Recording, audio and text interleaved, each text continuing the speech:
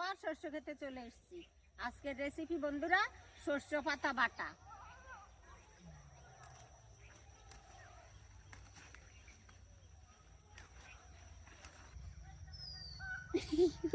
শস্য পাতা বাটা দিয়ে এক থালা ভাত খাবো। শস্য পাতাটাকে ভালো মতন ধুয়ে ছোট ছোট করে কুচা করে কেটে নেব।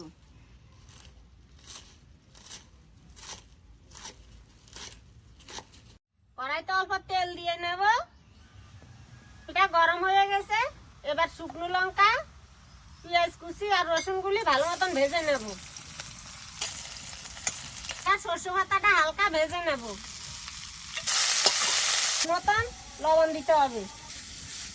ভাজি হয়ে গেছে, এবার তুলে নিচ্ছি। শস্য পাতাটা বেটে নেব।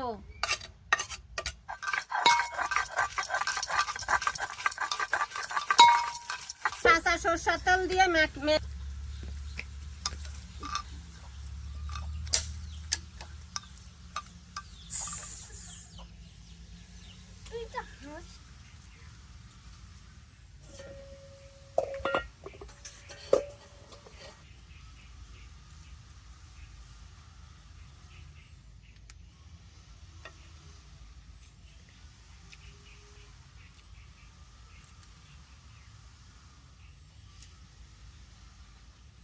আমার নাতি বলেছে এক থালা ভাত খাওয়া যাবে, এক থালা ভাতে খাওয়া যায়।